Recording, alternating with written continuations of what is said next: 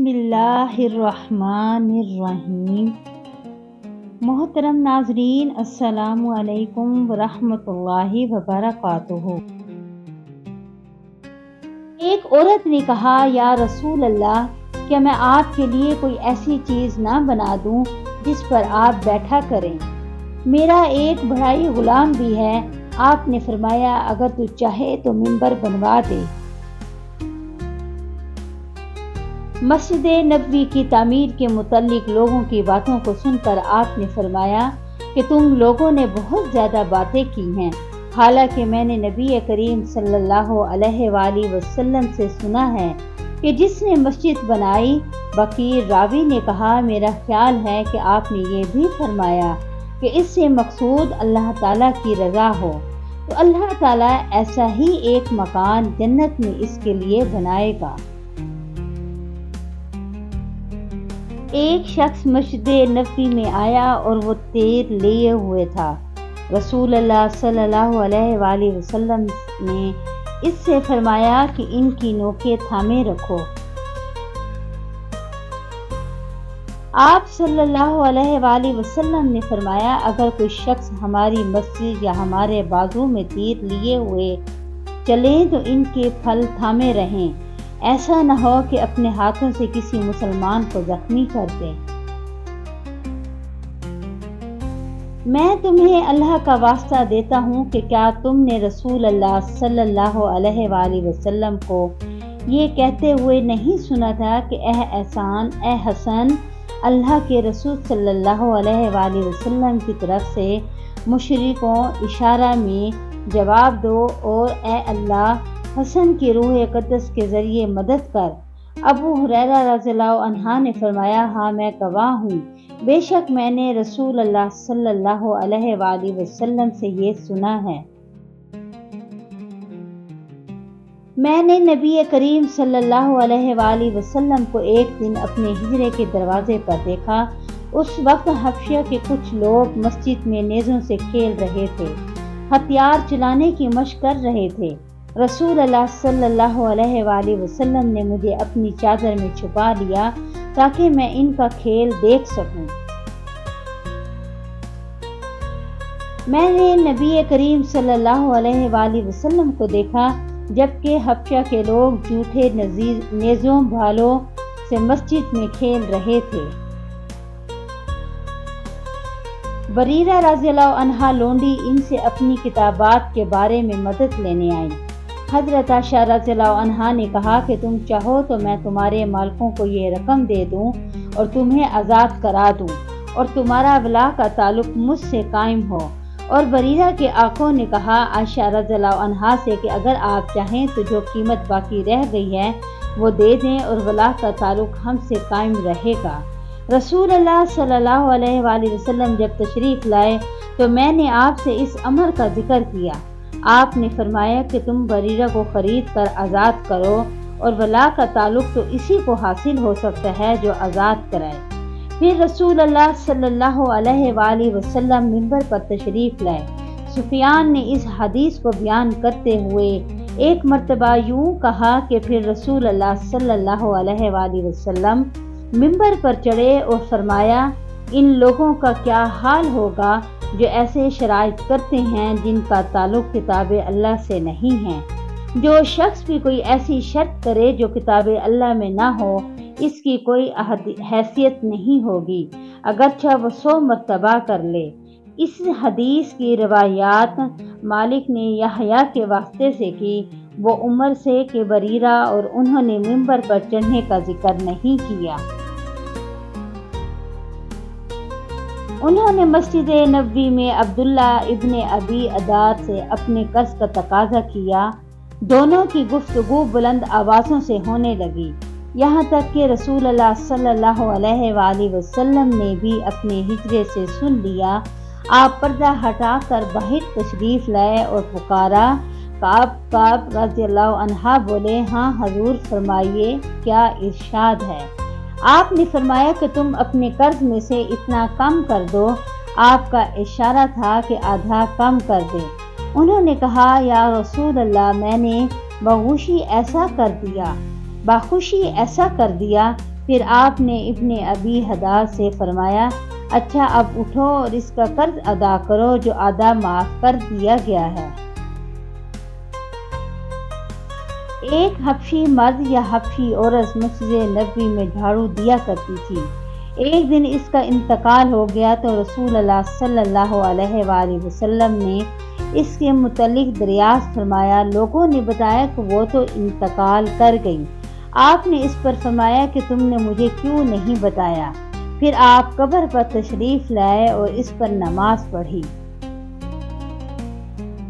جب سورہ بقرہ کی سورت سے متعلق آیات نازل ہوئی تو نبی کریم صلی اللہ علیہ وآلہ وسلم مسجد میں تشریف لے گئے اور ان آیات کے لوگوں کے سامنے تلاوت فرمائی۔ پھر فرمایا کہ شراب کی تجارت حرام ہے۔ ایک عورت یا مرد مسجد میں جھاڑو دیا کرتے تھے۔ ابو رفاع نے کہا، میرا خیال ہے کہ وہ عورت ہی تھی۔ پھر انہوں نے نبی کریم صلی اللہ علیہ وآلہ وسلم کی حدیث نقل کی کہ آپ نے اس کی قبر پر نماز پڑھی۔ آپ نے فرمایا کہ گزشتہ رات ایک سرکش جن اچانک میرے پاس آیا، یا اسی طرح کی کوئی بات آپ نے فرمائی۔ وہ میری نماز میں خلل ڈالنا چاہتا تھا، لیکن خداوند تعالیٰ نے مجھے اس پر قابو دے دیا اور میں سوچا کہ مسجد کے کسی ستون کے ساتھ اسے باندھ دوں تاکہ صبح کو تم سب بھی اسے دیکھو۔ پھر مجھے اپنے بھائی سلیمان کی یہ دعا یاد آ گئی جو سورہ صاد میں ہے، اے میرے رب مجھے ایسا ملک عطا کرنا جو میرے بعد کسی کو حاصل نہ ہو۔ راوی حدیث روح نے بیان کیا کہ حضرت صلی اللہ علیہ وآلہ وسلم نے اس شیطان کو ذلیل کر کے دھتکار دیا۔ رسول اللہ صلی اللہ علیہ وآلہ وسلم نے کچھ سوار نجد کی طرف بھیجے جو تعداد میں 30 تھے۔ یہ لوگ بنو حنیفہ کے ایک شخص کو جس کا نام ثمامہ بن اسال تھا پکڑ کر لائے۔ انہوں نے اسے مسجد کے ایک ستون سے باندھ دیا۔ پھر رسول اللہ صلی اللہ علیہ وآلہ وسلم تشریف لائے اور تیسرے روز ثمامہ کی نیک طبیعت دیکھ کر آپ نے فرمایا کہ ثمامہ کو چھوڑ دو۔ رہائی کے بعد وہ مسجد نبوی سے قریب ایک کھجور کے باغ تک گئے اور وہاں غسل کیا۔ پھر مسجد میں داخل ہوا اور کہا، اشہد ان لا الہ الا اللہ واشہد ان محمدن رسول اللہ۔ میں گواہی دیتا ہوں کہ اللہ کے سوا کوئی معبود نہیں اور یہ کہ محمد اللہ کے سچے رسول ہیں۔ غزوہ خندق میں سعد رضی اللہ عنہ کے بازو کی ایک رگ اگل میں زخم آ گیا تھا۔ ان کے لیے نبی کریم صلی اللہ علیہ وآلہ وسلم نے مسجد میں ایک خیمہ نصب کرا دیا تاکہ آپ قریب رہ کر ان کی دیکھ بھال کیا کریں۔ مسجد ہی میں بنی غفار کے لوگوں کا بھی ایک خیمہ تھا۔ سعد رضی اللہ عنہ کے زخم کا خون جو رگ سے بکثرت نکل رہا تھا بہہ کر جب ان کے خیمے تک پہنچا تو وہ ڈر گئے۔ انہوں نے کہا کہ اے خیمہ والو، تمہاری طرف سے یہ کیسا خون ہمارے خیمے تک آ رہا ہے؟ پھر انہیں معلوم ہوا کہ یہ خون سعد رضی اللہ عنہ کے زخم سے بہہ رہا ہے۔ حضرت سعد رضی اللہ عنہ کا اسی زخم کی وجہ سے انتقال ہو گیا۔ میں نے رسول کریم صلی اللہ علیہ وآلہ وسلم سے حجۃ الوداع میں اپنی بیماری کا شکوہ کیا۔ میں نے کہا کہ میں پیدل طواف نہیں کر سکتی، تو آپ نے فرمایا کہ لوگوں کے پیچھے رہ اور سوار ہو کر طواف کر۔ بس میں نے طواف کیا اور رسول اللہ صلی اللہ علیہ وآلہ وسلم اس وقت بیت اللہ کے قریب نماز میں آیات والطور و کتاب مسطور کی تلاوت کر رہے تھے۔ دو شخص نبی کریم صلی اللہ علیہ وآلہ وسلم کے پاس سے نکلے۔ ایک عباد بن بشر اور دوسرے صاحب میرے خیال کے مطابق اسد بن حضیر تھے۔ رات تاریک تھی اور دونوں اصحاب کے پاس روشن چراغ کی طرح کوئی چیز تھی جس سے ان کے آگے آگے روشنی پھیل رہی تھی۔ بس جب وہ دونوں اصحاب ایک دوسرے سے جدا ہوئے تو ہر ایک کے ساتھ ایک ایک چراغ رہ گیا جو گھر تک ساتھ رہا۔ ایک دفعہ رسول اللہ صلی اللہ علیہ وآلہ وسلم نے خطبے میں فرمایا کہ اللہ تعالیٰ نے اپنے ایک بندے کو دنیا اور آخرت کے رہنے میں اختیار دیا کہ وہ جس کو چاہے اختیار کرے۔ بندے نے وہ پسند کیا جو اللہ کے پاس ہے، یعنی آخرت۔ یہ سن کر ابو بکر صدیق رضی اللہ عنہ رونے لگے۔ میں نے اپنے دل میں کہا کہ اگر خدا نے اپنے کسی بندے کو دنیا اور آخرت میں سے کسی کو اختیار کرنے کو کہا اور اس بندے نے آخرت پسند کر لی تو اس میں ان بزرگ کے رونے کی کیا وجہ ہے؟ لیکن یہ بات تھی کہ بندے سے مراد رسول اللہ صلی اللہ علیہ وآلہ وسلم ہی تھے اور ابو بکر ہم سب سے زیادہ جاننے والے تھے۔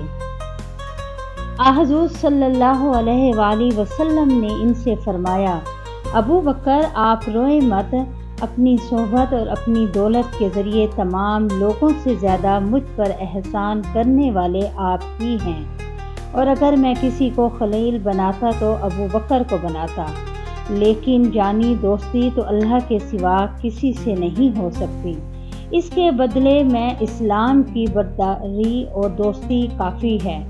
مسجد میں ابو بکر رضی اللہ عنہ کی طرف کے دروازے کے سوا تمام دروازے بند کر دیے جائیں۔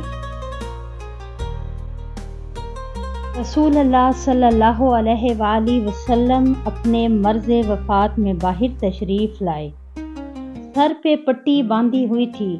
آپ صلی اللہ علیہ وآلہ وسلم منبر پر بیٹھے، اللہ کی حمد و ثنا کی اور فرمایا کہ کوئی شخص بھی ایسا نہیں جس نے ابو بکر بن ابو قحافہ سے زیادہ مجھ پر اپنی جان و مال کے ذریعے احسان کیا ہو، اور اگر میں کسی کو انسانوں میں سے جانی دوست بناتا ہوں تو ابو بکر رضی اللہ عنہ کو بناتا، لیکن اسلام کا تعلق افضل ہے۔ دیکھو ابو بکر رضی اللہ عنہ کی کھڑکی چھوڑ کر اس مسجد کی تمام کھڑکیاں بند کر دی جائیں۔ نبی کریم صلی اللہ علیہ وآلہ وسلم جب مکہ تشریف لائے اور مکہ فتح ہوا تو آپ نے عثمان بن طلحہ رضی اللہ عنہ کو بلوایا جو کعبے کے متولی چابی بردار تھے۔ انہوں نے دروازہ کھولا تو نبی کریم صلی اللہ علیہ وآلہ وسلم، بلال، اسامہ بن زید اور عثمان بن طلحہ چاروں اندر تشریف لے گئے۔ پھر دروازہ بند کر دیا گیا اور وہاں تھوڑی دیر تک ٹھہر کر باہر آئے۔ ابن عمر رضی اللہ عنہما نے فرمایا کہ میں نے جلدی سے آگے بڑھ کر بلال سے پوچھا کہ حضرت صلی اللہ علیہ وآلہ وسلم نے کعبے کے اندر کیا؟ انہوں نے بتایا کہ حضرت صلی اللہ علیہ وآلہ وسلم نے اندر نماز پڑھی تھی۔ میں نے پوچھا کس جگہ؟ کہا کہ دونوں ستونوں کے درمیان۔ عبداللہ بن عمر رضی اللہ عنہما نے فرمایا کہ یہ پوچھنا مجھے یاد نہ رہا کہ آپ نے کتنی رکعتیں پڑھی تھیں۔ رسول اللہ صلی اللہ علیہ وآلہ وسلم نے کچھ سواروں کو نجد کی طرف بھیجا تھا۔ وہ لوگ بنو حنیفہ کے ایک شخص ثمامہ بن اسال کو بطور جنگی قیدی پکڑ لائے اور مسجد کے ایک ستون سے باندھ دیا۔ میں مسجد نبوی میں کھڑا ہوا تھا، کسی نے میری طرف کنکری پھینکی۔ میں نے جو نظر اٹھائی تو دیکھا حضرت عمر بن خطاب رضی اللہ عنہ سامنے ہیں۔ آپ نے فرمایا کہ سامنے جو دو شخص ہیں انہیں میرے پاس بلا کر لاؤ۔ میں بلا لایا۔ آپ نے پوچھا کہ تمہارا تعلق کس قبیلے سے ہے، یا یہ فرمایا کہ تم کہاں رہتے ہو؟ انہوں نے بتایا کہ ہم طائف کے رہنے والے ہیں۔ آپ نے فرمایا کہ اگر تم مدینے کے ہوتے تو میں تمہیں سزا دیے بغیر نہ چھوڑتا۔ رسول کریم صلی اللہ علیہ وآلہ وسلم کی مسجد میں آواز اونچی کرتے ہوئے انہوں نے عبداللہ ابن ابی ردات رضی اللہ عنہ سے اپنے ایک قرض کے سلسلے میں رسول اللہ صلی اللہ علیہ وآلہ وسلم کے دور میں مسجد نبوی کے اندر تقاضا کیا۔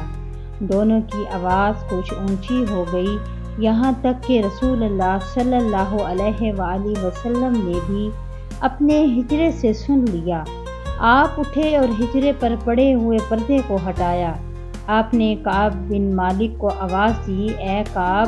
کعب بولے، یا رسول اللہ، حاضر ہوں۔ آپ نے اپنے ہاتھ کے اشارے سے بتایا کہ وہ اپنا آدھا قرض معاف کر دے۔